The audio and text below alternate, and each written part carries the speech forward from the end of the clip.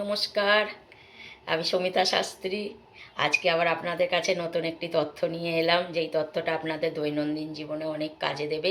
এরকমই একটা তথ্য হচ্ছে যে আপনারা যদি দেখেন, মানে যাদের অর্থনৈতিক অবস্থাটা আগে খুবই ভালো ছিল, তো বর্তমানে সেই জায়গা থেকে আস্তে আস্তে আস্তে করে খারাপের দিকে যাচ্ছে। কিন্তু আপনি চেষ্টা করে যাচ্ছেন, আপনার চেষ্টার কোনো কমতি নেই, আপনি আপনার কাজ যতটা এফোর্ট দেওয়ার ততটাই দিচ্ছেন, কিন্তু আপনার অর্থনৈতিক অবস্থাটা ক্রমশ অবনতির দিকে যাচ্ছে।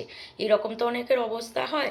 তো সেক্ষেত্রে আপনারা এই উপায়টা করলে অনেকখানি উপকার পাবেন। সেটা হচ্ছে যে প্রত্যেক সোমবার সকালবেলায় উপোস করে মহাদেবকে কাঁচা দুধ দিয়ে, মানে স্নান করে কাঁচা বস্ত্র পরে গিয়ে মহাদেবের মন্দিরে বা আপনার ঘরে যদি মহাদেব থাকে তার মাথায় কাঁচা দুধের সঙ্গে মধু মিশিয়ে মহাদেবের মাথায় ঢালুন।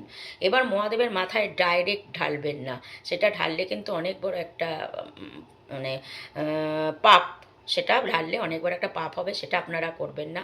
আপনারা প্রথমে বেলপাতা, যেদিকটা মসৃণ দিক সেই দিকটা মহাদেবের মাথার মধ্যে রাখবেন, মহাদেবের মানে শিবলিঙ্গের মাথায় রাখবেন। তারপর তাতে ওই কাঁচা দুধ আর মধু মেশানো জল, মিশ্রিত দুধ মিশ্রিত মধুটা মহাদেবের মাথায় ঢালুন।